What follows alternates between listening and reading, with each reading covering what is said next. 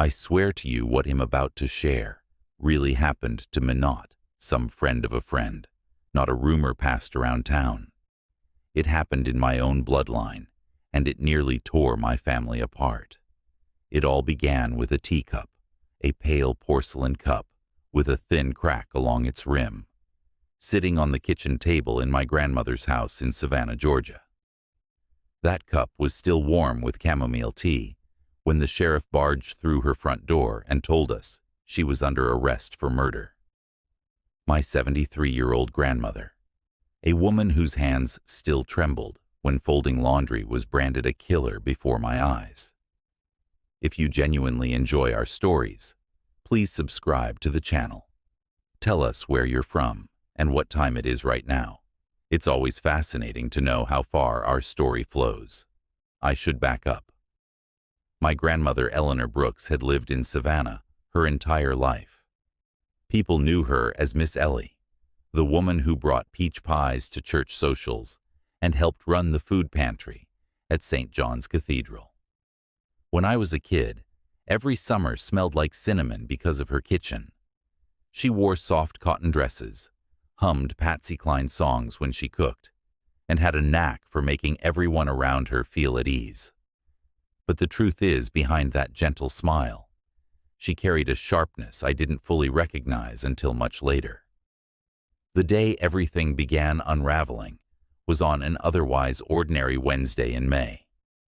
The sun was bright magnolia trees buzzing with cicadas, and I had stopped by her house on East Jones Street to help carry groceries.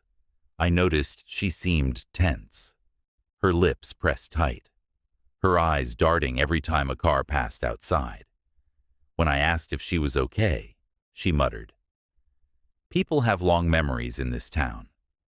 Too long I didn't know what she meant, but within the week, we'd all find out. It started with the news. A man named Curtis Vaughn, a local businessman, had been found dead in his downtown apartment. The police suspected poisoning. At first, I barely paid attention. Crime in Savannah was hardly rare. But then whispers began, the kind that spread like wildfire. In a small southern city, Curtis had enemies, and apparently my grandmother was one of them. I remember the first time I heard her name linked to him. I was at Parker's Market grabbing coffee when two women whispered near the pastry case. "They say Ellie Brooks was seen arguing with him last month." My stomach sank. By the time I got home, my grandmother was sitting on her porch with a stern-faced detective. I froze on the sidewalk listening. He said words like motive and prior dispute. My grandmother just stared at him with her jaw tight, refusing to flinch. That night she told me a sliver of the truth. Years ago, Curtis had swindled her out of part of her late husband's pension. It wasn't just money. It was her security, her future, and she had never forgiven him. But being bitter wasn't the same as being a murderer, and yet every detail seemed to point toward her. Witnesses swore they'd seen her near his apartment the night he died. The autopsy revealed poison in his Systemand. The poison was the same compound used in her rose garden. My hands still shake, remembering when the sheriff's deputies cuffed her right in front of me. The neighbors gathered on the sidewalks whispering, gawking, shaking their heads. That image, my grandmother, frail but dignified, her wrists bound in steel, seared itself into me like a brand. And that was just the beginning, because if I was going to save her name, I'd have to untangle every dark thread of Savannah's secrets and discover what really happened to Curtis Vaughn. The deeper I dug, the clearer it became. The real killer wasn't done, and they were watching me just as closely as I was hunting them. When they took my grandmother away, the house felt emptier than a graveyard at midnight.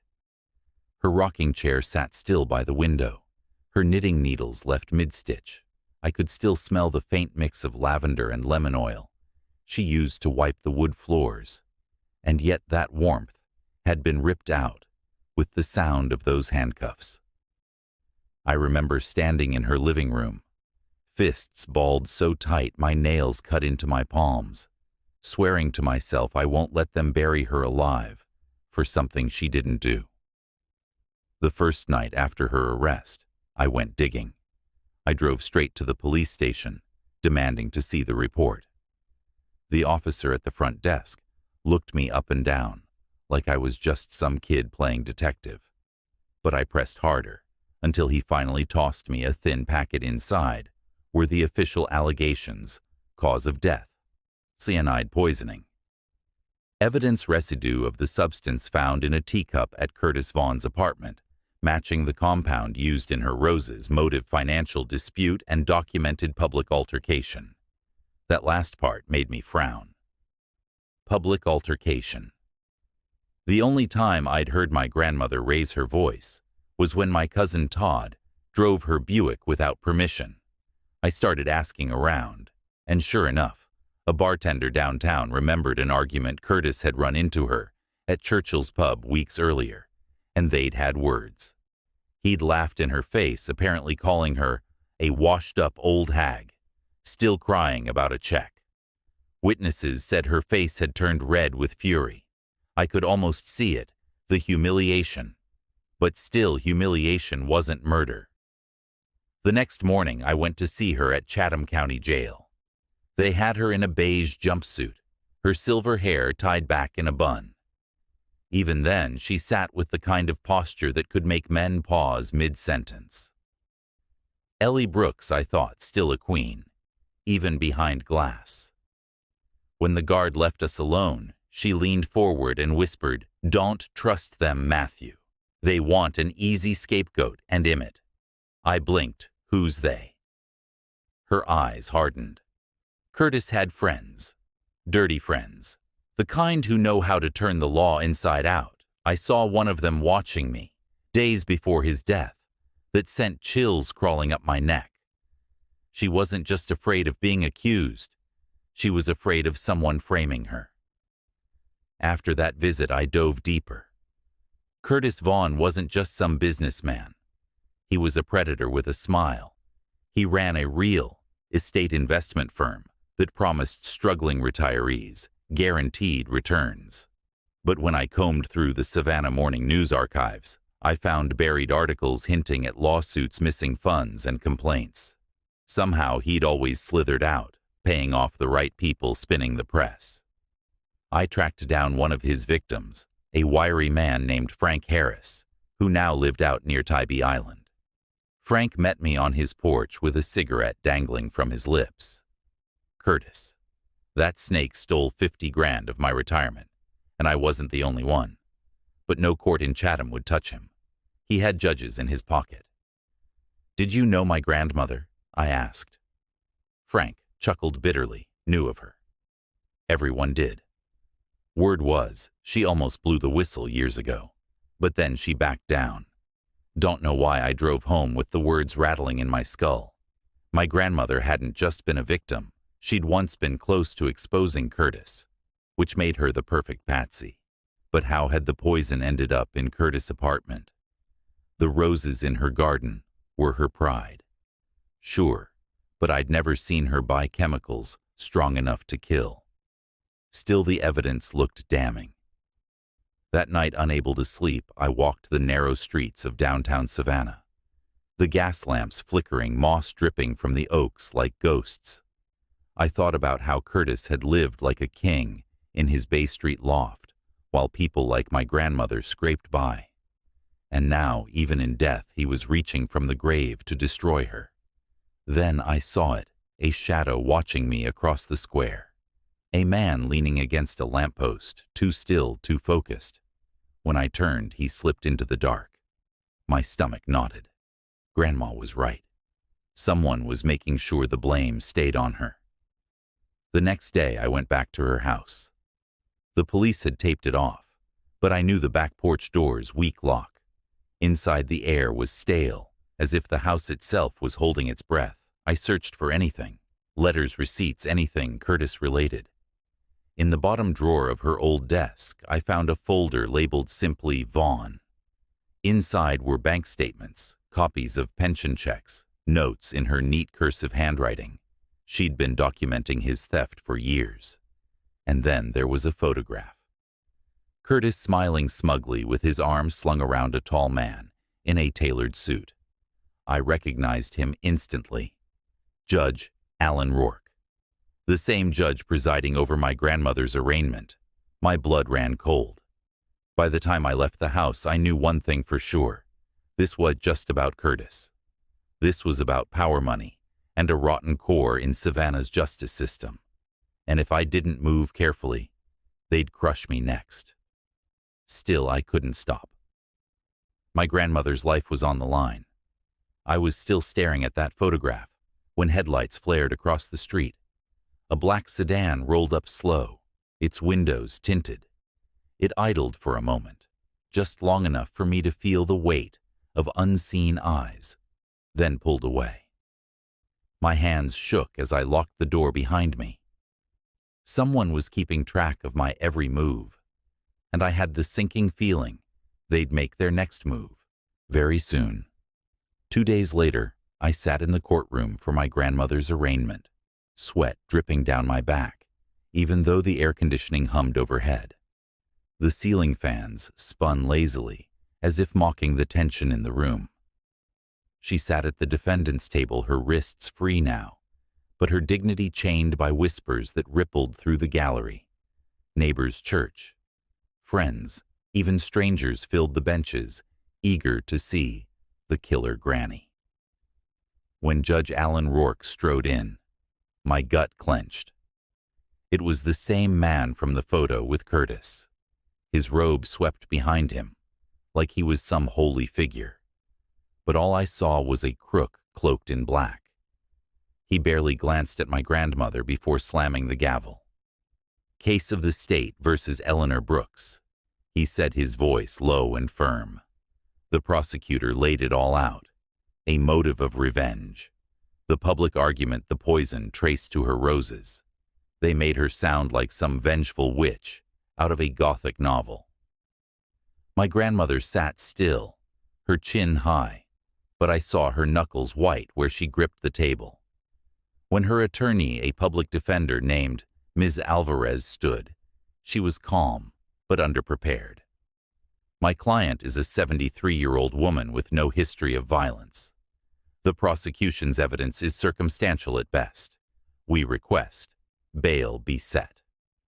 Judge Rourke barely blinked. Denied defendant is remanded. Gasps filled the courtroom. My grandmother closed her eyes just for a moment, like the weight of the whole city had fallen on her shoulders. That's when I knew. Rourke wasn't just biased. He was working to bury her. I left the courthouse shaking with rage. Out on Whitaker Street, the heat felt suffocating, the traffic buzzing like angry wasps. I couldn't just watch her rot in jail. I had to dig deeper and fast. That night, I called Frank Harris again. Frank, did Curtis ever work with Judge Rourke? Frank exhaled smoke into the phone. Everyone whispered it. Rourke signed off on zoning changes that made Curtis millions. In return, Curtis donated to his campaign.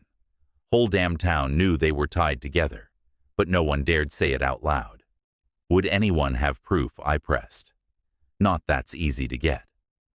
They cleaned up well, but I know a guyist to work for Curtis. Kept receipts. You find him. Maybe you find your golden ticket. That guy turned out to be Leon Ford, a jittery accountant who now lived above a pawn shop on Montgomery Street. When I tracked him down, he nearly slammed the door in my face. I don't want trouble, he hissed. You already had trouble. I shot back, Curtis is dead. My grandmother is taking the fall. You want that on your conscience. His eyes flicked nervously to the stairwell before he let me in. His apartment reeked of old coffee and sweat. He handed me a shoebox. Don't tell anyone where you got this. Not if you want to keep breathing. Inside were ledgers, bank transfers, copies of checks, payoffs, bribes, campaign donations, funneled through shell companies. Rourke and Vaughn's names appeared again and again. I felt a surge of adrenaline. This was it, the proof that tied them together. But then, Leon grabbed my arm. His face was pale. You think this ends with a neat trial? These people, when they feel cornered, they don't fight fair. Curtis was just the first casualty. That warning haunted me, because when I stepped outside, I saw the same black sedan idling at the corner.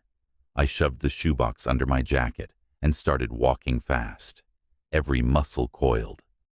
My footsteps echoed down the sidewalk, the cicadas buzzing loud in the night air. When the sedan's engine revved, I bolted, sprinting through the narrow lanes past wrought iron fences and shuttered shops. The car followed, tires screeching on cobblestone. My lungs burned as I darted into a side alley, the smell of damp brick and rot filling my nose. I pressed against the wall, heart hammering, clutching the box like it was my lifeline. The sedan slowed its headlights, sweeping past the mouth of the alley. For a moment I thought I was clear. Then I heard the sound of footsteps, heavy, purposeful. I gripped the box tighter and prayed the shadows would keep me hidden. The footsteps stopped just feet away, and a low voice muttered, "We'll get him." My blood froze. They weren't after my grandmother anymore. They were after me. That night I didn't go home. I crashed on an old friend's couch, clutching the shoebox like it contained the last breath of my family's honor. Sleep never came. Every time a car passed outside, I jolted awake, convinced it was the black sedan, circling back. By dawn, I had made up my mind. If the system was rigged, I'd have to play dirtier than the crooks themselves, and the first step was to make sure Judge Rourke knew someone was watching him. The next morning, I parked my car half a block from Judge Rourke's stately home on Gaston Street. The place looked like it had been plucked straight out of an old Southern magazine. White columns, manicured hedges, Spanish moss dripping like lace from the oaks. But behind those perfect shutters lived a man who had no problem letting my grandmother rot for a crime she didn't commit. I sat there for an hour, watching his front door opened at exactly 7:45 a.m. He stepped out in his black suit, his tie knotted with precision, his polished shoes clicking down the steps. He looked like a man in control of the whole city. But I knew the truth. That control had been bought with blood money. When he drove away, I slipped out of my car and snapped photos of his house from every angle. I wanted him to feel eyes on him. I wanted him to wonder who knew what. But intimidation wasn't enough. I had to prove it. The shoebox from Leon Ford was my weapon. I scanned the documents, made copies, hid the originals in 3 separate places. If they came after me, I wanted insurance. But raw documents wouldn't convince the world. I needed witnesses, people who had been trampled by Vaughn, and Rourke people who would stand up. I started knocking on doors, retirees who had lost savings, families evicted after shady property deals, business owners whose shops had been bulldozed for Curtis developments. At first, they slammed doors in my face. No one wanted trouble, but once I showed them the documents, the dam cracked. One woman, Mrs. Daniels, let me into her kitchen. Her hands shook as she poured sweet tea. Curtis took my husband's pension. We couldn't even afford his chemo after that. He died believing we'd been cursed. If your grandmother is paying for Curtis' sins, it ain't right. Others began telling me their stories, too quietly, nervously, always glancing at the windows like someone might be listening. The pattern was clear. Vaughn stole, Rourke protected, and anyone who spoke out was buried. I collected testimonies, typed them up, and slipped them into a folder. Piece by piece, a case was forming. But I needed one more thing, a way to expose it without letting the system smother it. That's when I thought of the Savannah Morning News. A reporter named Dana Holloway had written scathing pieces about corruption before I reached out careful to use a burner phone. When we finally met at Forsyth Park, she was skeptical at first until I slid the folder across the bench. She flipped through, her eyes widening. "If this is legit," she whispered, "it's the biggest scandal this city has seen in years. But you realize, if I run this, they'll come for both of us." "They already are," I said. "I just want my grandmother free." Dana agreed to dig, but she warned me, "You'll need more than paper. You'll need recordings, voices, something undeniable." That night, I felt like I'd been punched. I had risked everything for those documents, and now it still wasn't enough. But then I remembered the look on Rourke's face, in that courtroom, cold, smug, untouchable.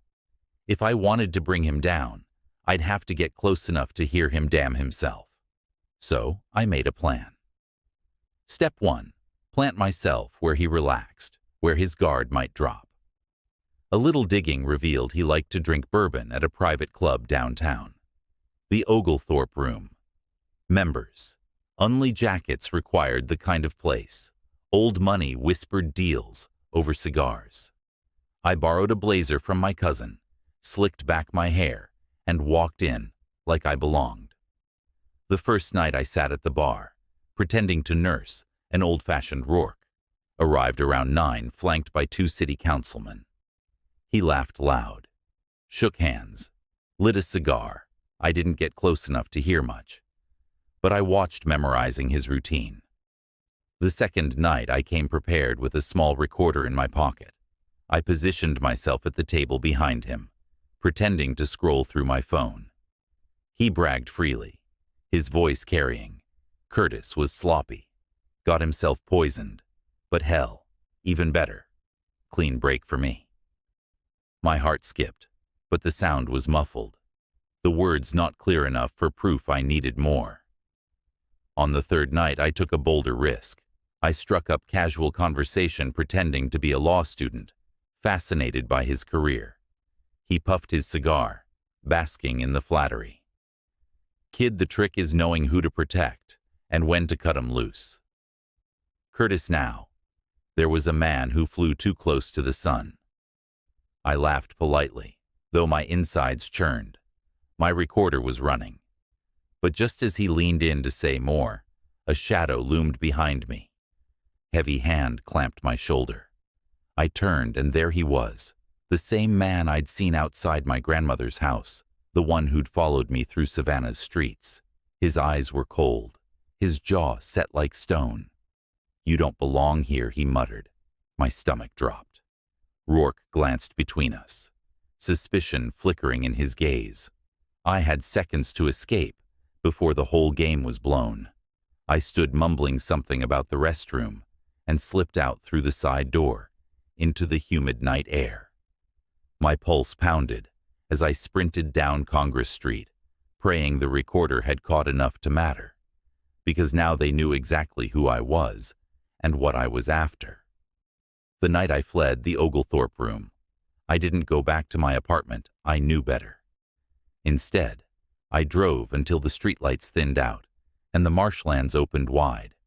Pulling off on a dirt road near Skidaway Island, I sat there, in the dark, heart-racing recorder clenched in my sweaty palm. When I finally replayed the audio, my nerves twisted tighter. Rourke's voice came through low and cocky. "Curtis now. There was a man who flew too close to the sun." Not a full confession, but damning enough when paired with the documents. He wasn't mourning a friend. He was bragging about a liability gone. But the tape also captured the interruption, the voice of the man who'd grabbed my shoulder. Deep, threatening proof that I wasn't just paranoid. I was hunted. I needed to move faster. The next morning I met Dana, the reporter, at a diner on Victory Drive. We huddled in a back booth over greasy eggs and black coffee. I slid the recorder across the table. She pressed play, listened, and her eyes lit up. "This could work," she whispered, "but it's still not airtight. They'll spin it as old men talking nonsense after a few drinks. Then what the hell do we need? I hissed, slamming my fist lightly against the table. She leaned in, lowering her voice. We need him admitting the cover-up. Money trails are good, but words from his own mouth, that's a bombshell. Catch him saying Curtis was silenced. Catch him tying your grandmother directly to the frame job. I stared at her. You're asking me to walk into the lion's den and bait him into confessing. Her gaze was steady. I'm asking you to save your grandmother. That night I sat outside the jail again, looking up at the barred windows where my grandmother slept. I imagined her on the stiff cot, her spirit unbroken, but her body weary. I remembered her humming in the kitchen, her pies cooling on the counter, the smell of cinnamon and peaches filling the house. The thought of her dying in prison made my chest ache. So, I made my decision. I was going to trap Rourke. I spent the next week weaving my plan. I leaned on Frank Harris and Leon Ford, urging them to stay ready. I asked Dana to line up safe contacts in Atlanta who could run the story once we had the final piece. And most importantly, I prepared bait. Through Leon's records, I found mention of a second set of ledgersones. Curtis kept private insurance in case Rourke ever turned on him. If I could convince Rourke I had them, his greed or fear might push him into saying too much. The hard part was getting close again. After the Oglethorpe incident, I knew his men had marked me, so I staged it carefully. I wrote an anonymous letter slid under the door of his courthouse chambers. I have Curtis ledgers. Meet me alone or everyone sees them. 2 nights later I got my answer. A text came through the burner phone I'd left in the note, Forsyth Park midnight. Come alone. I almost didn't go. My gut screamed trap, but I thought of my grandmother's face in that jumpsuit, the way her hands had trembled against the glass. I couldn't walk away. At midnight, Forsyth Park was cloaked in Spanish moss and silence. The fountain gurgled faintly, misting the cool night air. I stood near the bench's recorder, hidden in my pocket, a manila envelope tucked under my arm, stuffed with blank papers to look like ledgers. Rourke arrived exactly on time, stepping out of a sleek black car. 2 men lingered in the shadows, watching. He approached with his hands clasped behind his back, like he was about to give a lecture. You've been busy, son, he said, his voice calm, almost amused. I want my grandmother free. I shot back. You know, she didn't kill Curtis. His smile barely flickered. She was convenient. People believed it. Sometimes justice isn't about truth. It's about keeping order. Vaughn, well, he became a liability. Your grandmother, she's tidy. My heart hammered. I could hardly breathe. He just admitted it. You framed her, I whispered. He stepped closer, his eyes cold and sharp. Be careful with words like that. But yes, Vaughn's death was useful, and if you were smart, you'd walk away now before you join him. The recorder caught every word. I swallowed hard, forcing myself not to shake. Then take the ledgers, I said, holding out the envelope. Leave her out of this. Rourke smirked, snatching it from my hands. He flipped it open, frowned at the blank papers, then looked up slowly. His smile vanished. Stupid boy, he muttered. Behind him, his men stepped forward. My chest seized. I turned and bolted, sprinting across the grass, lungs on fire. Shouts rang out behind me, footsteps pounding. I darted toward Whitaker Street, weaving between benches, the fountain spray cooling my face as adrenaline roared in my ears. A hand nearly snagged my shirt, but I twisted, shoving off the stone railing, and kept running. Horns blared as I burst onto the street, nearly clipped by a taxi. The men halted, unwilling to chase further into traffic. I didn't stop until I'd crossed 3 blocks, ducking into the shadow of a church. My chest heaved, legs trembling, but I still had the recorder, and it had Rourke's voice admitting everything. That was the night the war truly began, because now I didn't just have whispers and documents. I had the devil himself, on tape. The morning after I recorded Rourke's confession, Savannah looked different to me. The pastel row houses, the horse-drawn carriages, the Spanish moss swaying in the breeze, it all seemed like a stage set, hiding rot underneath. I carried the recorder in my pocket, like it was alive. Grenade, afraid every second that someone might rip it from me. I didn't go home. Instead, I met Dana at her office, a cramped room above a bookstore off Broughton Street. I locked the door behind us, then played the tape. Rourke's voice filled the room, calm, confident, and damning. Your grandmother. She's tidy Vaughn's. Death was useful. Dana's jaw tightened. This is it. This isn't just scandalous. This is nuclear. I shook my head. It's still just audio. They'll claim it's fake or taken out of context. We need to hit him in public, where he can't wiggle away. Her eyes gleamed. Then we time it. Right. His re-election fundraiser is this weekend. Half the city's power players will be there. If we leak this right after it'll burn him down. But I wasn't sure my grandmother had that long. Her health was fragile, her spirit strong but body failing. I needed her name cleared in court, not just in headlines. So I went to Ms. Alvarez, her attorney. She was buried in stacks of files. When I showed up at her office, I placed the recorder on her desk and pressed play. Her eyes widened, then narrowed. "Where did you get this?" she asked. "Does it matter?" I said. "Will it help?" She leaned back, exhaling hard. "If it's admissible, yes. But chain of custody is shaky. The judge himself is implicated. We'd need outside jurisdiction, maybe federal. Otherwise, they'll bury it before it sees daylight." I clenched my fists. Then we go federal. Easier said than done. The FBI office in Savannah was a fortress of bureaucracy. When I tried to hand over the recorder, the agent on duty listened politely, then smiled thinly. "Well, review it. Don't contact us again." I knew what that meant, stalling, waiting for it to fade. Rourke's influence stretched far. That night as I drove home along River Street, headlights filled my rearview mirror. The same black sedan. My pulse spiked. I swerved through traffic, but it stayed glued to me. I cut down Bay Lane tires, squealing. The cobblestones rattling my teeth. The sedan followed. I floored it, darted left, then right, praying I knew the old streets better than they did. Finally, I ducked into a parking garage and killed my lights. My car sat shrouded in shadow.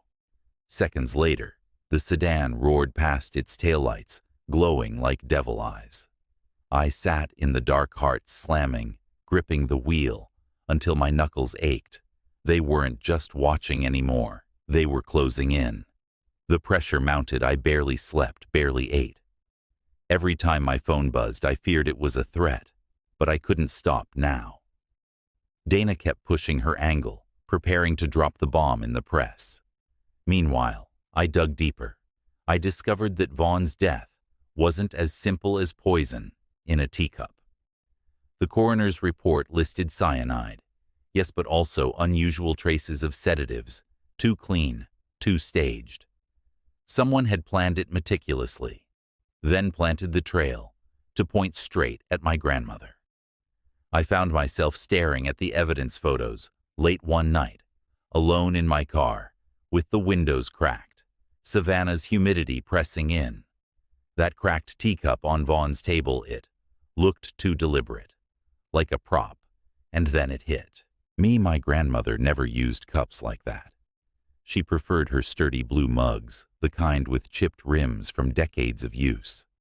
That delicate porcelain didn't match her at all, which meant someone had taken it from her house, placed it there, and laced it with poison. I drove straight to her home on East Jones Street, sneaking past the police tape again. I combed through her kitchen, opening every cabinet.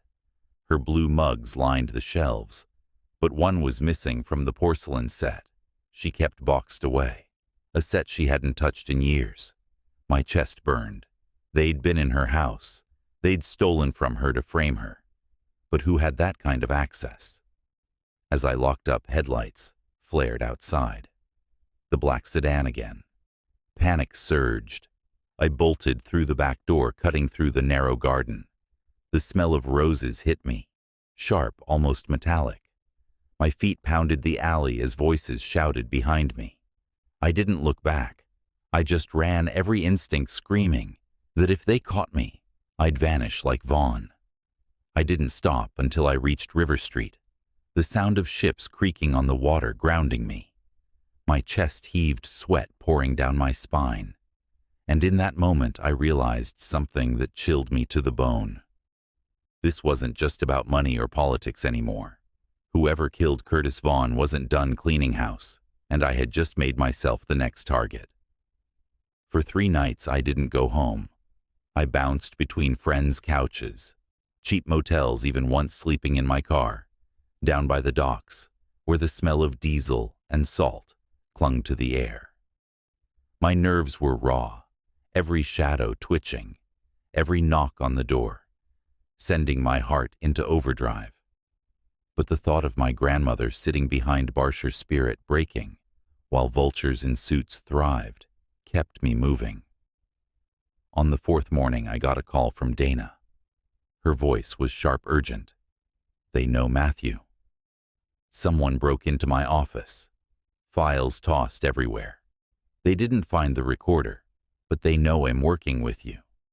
My stomach sank. Are you safe for now? But if we don't act fast, they'll bury this story and us. That was the push I needed. Hiding wasn't going to cut it anymore. If I wanted to save my grandmother, I had to go on the attack. The fundraiser was 2 nights away. The grand ballroom at the DeSoto Hotel, chandeliers, sparkling politicians clinking glasses, donors writing checks with smug smiles. It was Rourke's kingdom, and I was going to burn it down. I mapped it out carefully. Donna would stand by with the story prepped to publish the second I gave the word. Ms. Alvarez filed an emergency motion for new evidence, citing potential judicial misconduct risky, but it put pressure on the court. My job was simple, brutal, and dangerous. Make Rourke expose himself in front of the people who mattered most to him. The night of the fundraiser, I dressed in my best dark suit, borrowed tie hair slicked back. My nerves rattled as I blended into the crowd, carrying a tray of champagne flutes I'd lifted from the catering staff. Just another server invisible. Rourke stood near the center, shaking hands, his smile wide, his voice booming. He looked untouchable, but I knew his words were poison, and I had the antidote in my pocket, the recorder ready to play back his confession. I waited until the speeches began. The mayor droned about progress, the future, the pillars of justice. My palms slicked with sweat. When Rourke stepped up to the podium, the room hushed. His voice filled the hall, smooth and commanding. Savannah deserves leaders who keep order, who stand against chaos. That was my cue. I strode to the center of the room, my voice loud, cutting through the silence, like framing a 73-year-old grandmother for a murder you committed. Gasps erupted. All eyes turned to me. Rourke froze his mask, cracking for a split second before he forced a laugh. "Who let this boy in here?" But I was already pulling the recorder from my pocket. I pressed play. His voice boomed through the speakers. I'd secretly synced into the sound system. "Your grandmother. She's Tidy Vaughn's death was useful." The room erupted. Donors whispered, councilmen pulled back, reporters' phones shot up to record Rourke's face drained of color, his composure slipping. "This is doctored," he barked. "This is a setup," but I wasn't done. I shouted, "Check the records, check the payoffs." Vaughn wasn't the only victim. Half this city was robbed blind, while you lined your pockets with his blood money. Chaos spread like wildfire. Some guests surged toward the exits. Others shouted questions. Cameras flashed. Rourke slammed his gavel-like fist on the podium. "Enough," he roared. His men moved toward me, but it was too late. Donna's story went live, blasting across phones in the room. Headlines screaming corruption, murder, betrayal. The police arrived within minutes, not the ones loyal to Rourke, but a federal task force tipped off by Danas. Contact's agents swept in badges, gleaming, cutting through the chaos. Rourke tried to push past them, shouting about immunity, respect, power. But when they cuffed him, his face twisted, not with fear, but with rage. "You think you've won, boy," he hissed as they dragged him past me. "You don't know the half of it." The ballroom buzzed like a hornet's nest. My chest heaved, adrenaline roaring. For the first time in months, I felt the weight lift. My grandmother's name wasn't cleared yet, but the walls around her cage were crumbling. When I visited her the next day, she sat across the glass divider, tears shining in her eyes. For the first time since her arrest, her smile wasn't forced. "You did it," she whispered. "Not yet," I said, squeezing her hands, but we're close. Still, a part of me couldn't shake Rourke's last words. "You don't know the half of it." And deep down, I feared he was right. 2 weeks after Rourke's arrest, the world felt like it had shifted on its axis. The Savannah Morning News ran Dana's expose on the front page. National outlets picked it up. Headlines screamed about corruption in the courts, real estate fraud, and a killer grandmother framed by power. But despite the uproar, my grandmother still sat in Chatham County Jail. The system moved slow, dragging its feet as if hoping the storm would pass. I spent every day fighting, pushing Ms. Alvarez to demand hearings, pushing Dana to keep the heat on. I barely ate, barely slept, surviving on caffeine and raw determination. Finally, the day came.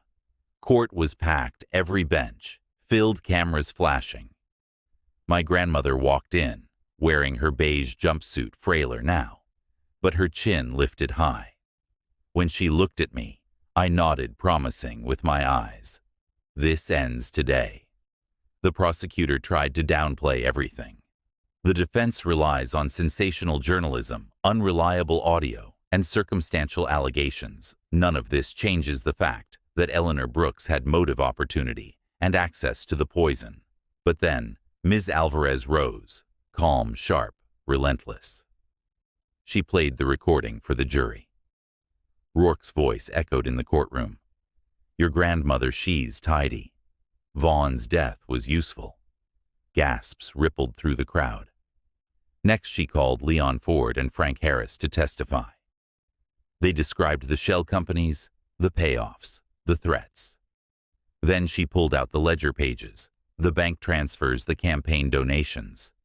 Each piece clicked into place, like a puzzle no one could ignore. By the time Dana herself testified, recounting the break-ins, the intimidation, the threats, the jury looked shaken. Even the judge presiding, a replacement from Atlanta, kept his face tight, his knuckles white around the gavel. The prosecutor sputtered, grasping for straws, but the air had shifted. Everyone in that room knew the truth.